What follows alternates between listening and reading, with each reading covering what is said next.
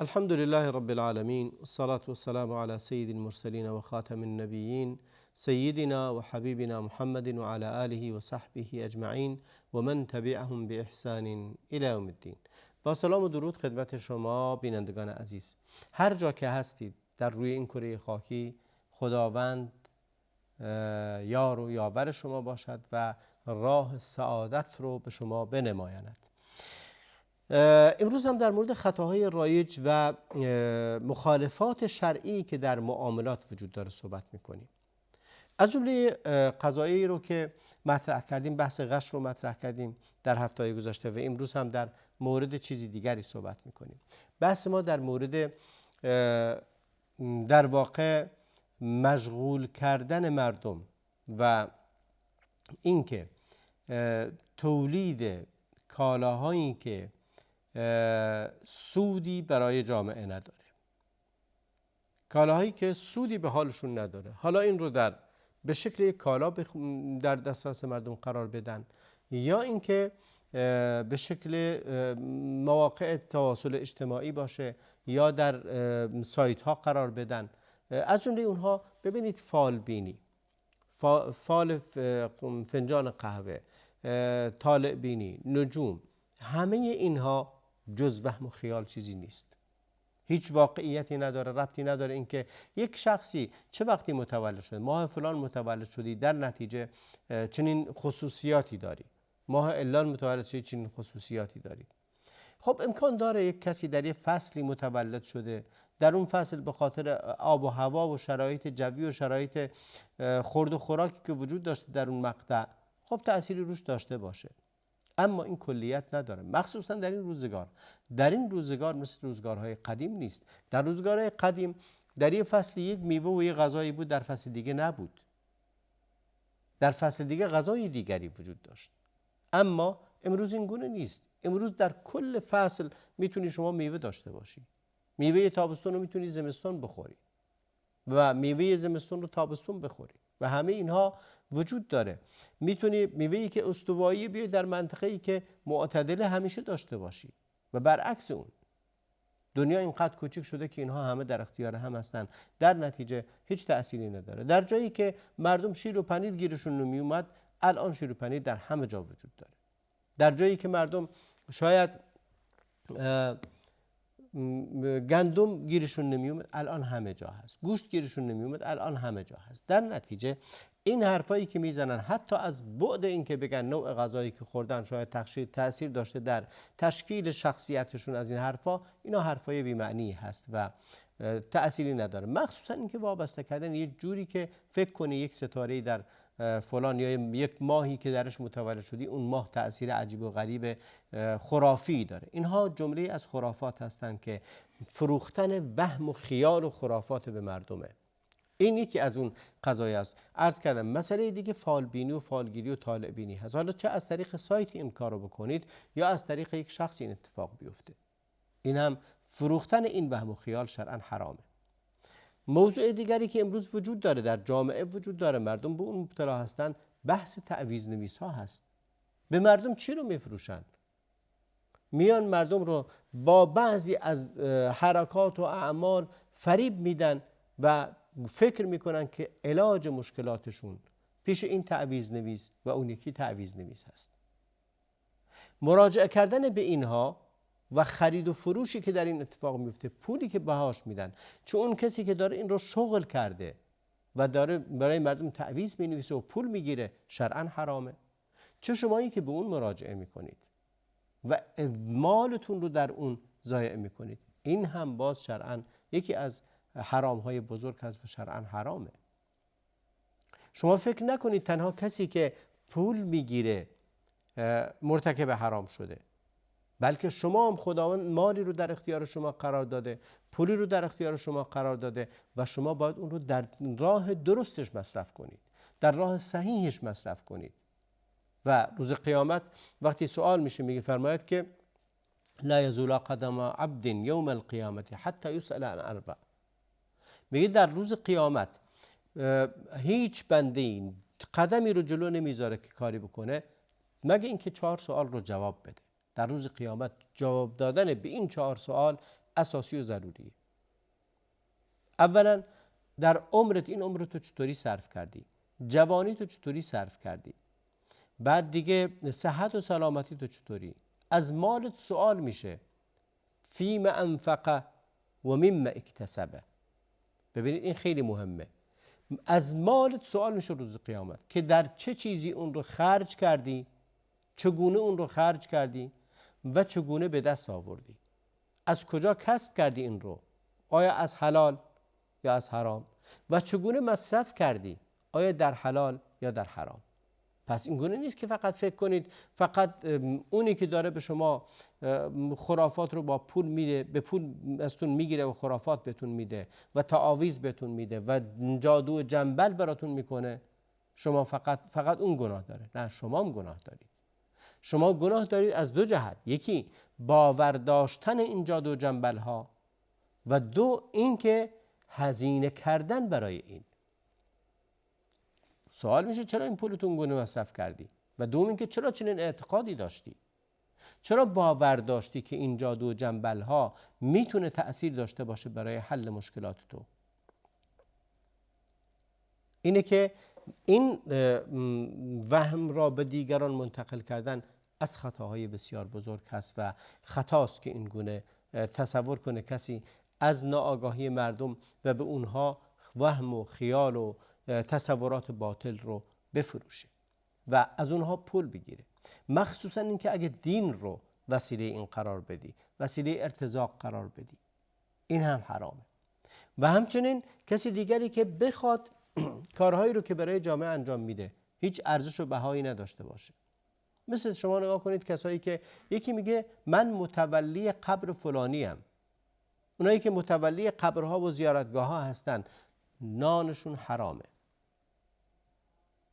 رزقی که به دست میارن حرامه. تویی که متولی قبری، تویی که متولی قبر، حالا فرض کنید قبر ویس القرن هستید، فرض کنید قبر فلان بزرگ دیگه هستید، وقتی متولی اونجا هستید بابتش حقوق میگیرید، بابتش از مردم پول میگیرید و این رزقتون حرامه، چون کاری که دارید میکنید اصلا شرعی نیست. هیچ قبری متولی نمیخواد. بله اگر یک قبرهایی هستند که جزو آثار قرار داده شده و حکومت ها اون رو جزو آثار میدونن، نگهداری اون به عنوان یک تاریخ، اگه اون رو نگه دارید، کسی رو نگهبان کردن، این داره نگهبانی میده که از طرف یک حکومتی موظف شده نگهبانی بده که اینو تخریب نکنند. عده‌ای به خیال این که بتونن اونجا گنجی رو پیدا کنن، خیلی هستن میرن قبرها رو نبش میکنن و به دنبال گنج میگردن. نگهبان گذاشتن براش خوبه و شرعاً اشکالی نداره، حقش هم درسته. اما اونایی که متولیان و از مردم دروغ به مردم میفروشن و پول میگیرن که مردم بیان اونجا زیارت کنن، به تعبیر خودشون خرافات رو انجام بدن، توسل کنن به اون قبرها و در مقابلش یه پولی این متولیان بگیرن و کسب و درآمدشون اون هست و خیلی هم رونق و رواج داره. در بعضی از کشورهایی که خرافات زده هستن بسیار منتشره. اینایی که متولی چنین قبرهایی هستن رزقشون حرامه. کسایی که مردم رو تشویق به این کار میکنن رزقشون حرامه اگر درآمدی از اون دارن و پولی به دست میارن از این بابت. به خاطر همین لازم هست که ما بدونیم که چگونه درآمدمون رو کسب میکنیم. آیا از طریق فروختن خرافات و بدعت‌ها و خیال‌های باطل به مردم یا درست اون؟ و باز هم مراجعه کردن به ساحر و جادوگر و نمیدونم رمال برای اینکه مشکل شما رو حل کنه. خیلی از مردم برای اینکه بخوان برای ازدواجشون، برای اینکه بین زن و شوهر محبت وجود داشته باشه، مراجعه میکنن به ساحر و جادوگر. مراجعه میکنن به ساحر و جادوگر برای اینکه فلان دختر رو میخوان یا فلان پسر رو میخوان. همه اینها خلاف شرع. ریالی رو که در اونجا مصرف میکنید شرعاً باید روز قیامت جواب بدید، چون دارید مالی که خداوند به شما داده رو در غیر مسیر خودش خرج میکنید، به چیزی میدید یا به کسی میدید که مستحق اون نیست و به وهم و خیال پول رو میدید.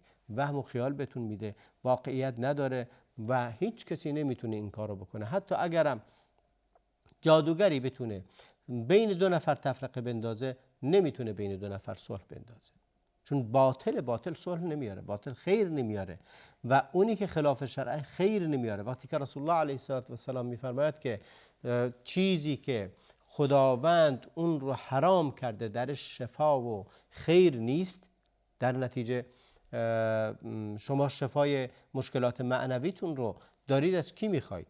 از چیزی که خدا حرام کرده. وقتی که فقها میگن که در خمری که شرعاً خداوند میفرماید فیه اثم کبیر و منافع للناس، گناه زیاد داره و منافعی هم درش هست، وقتی اون حرامه، خرید و فروشش حرامه، تداوی به اون حرامه، همه چیز اون حرامه، چگونه ممکنه که وقتی پیامبر میفرماید خداوند شفای امت من رو در حرام قرار نداده، خب ما بیماری های معنوی رو، روانی رو چطوری علاج کنیم؟ آیا بریم دنبال جادو و جنبل و سحر و اینها حل کنه، یا بریم دنبال قرآن و سنت و دعا و اذکار؟ و رفتن برای حل اونها شرعاً حرامه، پیش ساحر و جادوگر رفتن و اعتقاد به این که کار اونها مؤثره باز هم حرامه. پس به خاطر همین باید مواظب بود که پولی که به دست میاری باید در راهی صرف کنی که منتج و نافعه. پیامبر اکرم علیه السلام میفرماید احرص علی ما ینفعک واستعن بالله. میفرماید که هر حرص بورز، حرص داشته باش در مورد چیزی که به تو نفعی میرسونه. باید فقط چیزای نافع رو، اونی که مفیده برای دینمان یا برای دنیامون، چه در دنیا نفع داشته باشه یا در مورد آخرت نفع داشته باشه، یا در مورد دین نفع داشته باشه یا دنیا، هر چیزی که نفع و مفید هست خوبه، برید دنبالشون رو تهیه کنید و از راه حلالش و از راه درستش باید اون رو کسب کرد و اون رو به کار برد. یک مخالفت دیگه‌ای که شرعی وجود داره و در بازار هم بسیار زیاد هست، متاسفانه در بین کسبه خیلی فراوانه، ادعای دروغ کردن خیلی از کسبه هست. وقتی که یک کاسبی، یک فروشنده‌ای، یک تاجری میخواد بگه من قدرت تجاریم قویه، ادعاهای زیادی میکنه و این که ادعای کاذب میکنه تا مشتری رو جذب کنه، تا بگه اعتماد کنه بهش و بیاد جلو باش معامله کنه، در حالی که توانایی نداره. امروز بسیار فراوانند کسایی که یا تجاری که بیشتر از توانشون رو ادعا میکنند و کم نیستند و خیلی از مردم هم قربانی این ادعاها میشن. ادعا میکنه که این رو داره، اون رو داره، این کارو میکنه، اون کارو میکنه، تا طرف رو در دام خودش میندازه، یا اینکه وارد یه معامله میشه، با طرفی وارد معامله میشه که قدرت نداره اون کالایی رو که ادعا کرده رو تحویل بده و قدرت نداره که اون معامله رو که با ایشون قراردادشو بسته انجام بده و این هم برمیگرده به ضعف و ناتوانی طرف و ادعاهای زیادی که کرده. امروز وقتی که نگاه میکنی خیلی زیادند، خیلی از سایت هایی که عکس کالا، فیلم کالاهایی رو گذاشتن برای فروش در حالی که هیچ کدوم از اون رو ندارن. حالا این برمیگرده به نوع دومی که امروز میخوام بحث کنم در مورد مخالفات، اون هم میفرماید بیع ما لا یملکه، یعنی شما یه چیزی رو بفروشی که ملکش مال تو نیست. این هم از خطاهای رایجی که بسیار زیاده، فروختن چیزی که مالکش نیستی. این تفاوت داره با اون که کسی که فقط ادعا میکنه. اینجا یک کالایی وجود داره، واقعا میره عکس این کالا رو میگیره و فیلمش هم میگیره و مستنداتش هم تهیه میکنه، ولی این کالا مال ایشون نیست، مالکش نیست، مال دیگریه. میاد اینو میفروشه، پولی از اونو میگیره، میخواد به قصد این که میگه احتمالاً بتونه اون جنسی که مال دیگران ره و بدون علم طرف مقابل، بدون وکالت از اون، بدون اینکه مالک اون بهش وکالت داده باشه، بدون اینکه خودش مالکش هم باشه، میاد این رو میفروشه به یکی دیگه و چون نمیتونه کالا رو تسلیم کنه، یا اینکه طرف صاحب اصلی اون نمیفروشه، یا اگرم میفروشه به قیمتی بیشتر از اونی که ایشون فروخته میفروشه. الان قیمت بیشتری رو مالک اصلی میخواد و اینم در حالی که با قیمت ارزونتری فروخته. خب خریدار فکر میکنه خریدار رفته قبلا پرسیده، حتی امکان داره از مالک اصلی اینم پرسیده باشه که قیمت چنده، یه قیمتی رو بهش میگه. خب میاد پیش این میبینی قیمت این خیلی ارزون تره، میاد با این وارد معامله میشه، به خیال خودش این مالکه، ادعاهاش رو دیده، حرفای گزافش رو دیده، دروغهایی رو که بافته دیده و وارد قرارداد میشه با این. کارا رو ازش میخره، پول رو بهش میده با امید اینکه کارا رو تسلیمش کنه، یا یک بخشی از پول رو بهش میده که کارا رو تحویلش بده. وقتی که میاد روی عمل واقعی که قرار میگیره، میبینه از دو حالت خارج نیست، یا این شخص از اساس کلاهبرداری کرده و هدفش این بوده که پولی رو به جیب بزنه و فرار کنه، یا نه تصور کرده، خیال کرده پیش خودش که با این حرفا میتونه این پول از این میگیره میره تو بازار جنس براش تهیه میکنه بهش میده، خیال کرده میتونه، ولی وقتی که پول رو گرفت میره میبینه نه، اون جنس خیلی گرونتر از این یکیشون فروخته و میمونه توی کار. وقتی که توی کار میمونه، اون وقتی که دیگه کار از کار گذاشته و یا دچار اختلافات فراوان میشن، دچار مشکلات بسیار زیادی میشن. این یک بخش از قضیه است. پیامبر فرمود علیه السلام، یکی از حکیم ابن حزام میگه اتیت الی رسول الله صلی الله علیه و سلم فقلت یأتینی الرجل یسألنی من البیع ما لیس عندی. میگه یک کسی میاد، مشتری میاد از من سوال میکنه در مورد اینکه چیزی رو بهش بفروشم که ندارم، یعنی الان این رو ندارم. ابتاع من السوق ثم ابیعه، من میرم بازار این جنس رو میخرم و سپس میفروشمش به اون. میگه میاد سوال میکنه در مورد چیزی که من مالکش نیستم. میگه اینو داری؟ منم میرم تو بازار میخرم، بعد میدم به ایشون. پیامبر فرمود علیه السلام لا تبع ما لیس عندک، چیزی که نداری رو نفروش، یعنی چیزی که مالکش نیستی رو نفروش. این کاری که حکیم ابن حزام میکنه کار غلطی نیست که ابتدا بگه من ندارم، از بازار برات میخرم بعد میام بهت میدم. ولی اگه بگه باشه بهت میفروشم، اون میاد مثلا میگه من حالا فرض کنیم میگه برنج میخوام، ایشون هم نداره اصلا، میگه باشه مثلا این چند تن میخوای؟ 10 تن. 10 تن رو بهش میده و معامله میکنن و خلاصه ایشون هم میره بازار بعد از اینکه به ایشون فروخته، بیعانه گرفته، میگه فردا بیا جنس تو ببر، اینم میره تو بازار میخره، الان نداره. این شرعاً حرامه. زمانی درسته که تو قدرت تسلیمش رو داشته باشی و جنس داشته باشی. درسته الان توی مغازت نیست، ولی داری جنس رو جای دیگه، داری با کشاورزش معامله کردی، با نمیدونم میتونی جنس رو تحویل بدی، یعنی جنس رو داری. اما اینکه مالکش نباشی یا وکالت نداشته باشی از مالکش و اونو بفروشی، شرعاً حرامه. به انتهای برنامه امروز رسیدیم. تا برنامه دیگر همه شما رو خدای بزرگ میسپارم و صلی الله و بارک علی نبینا محمد و علی آله و صحبه اجمعین.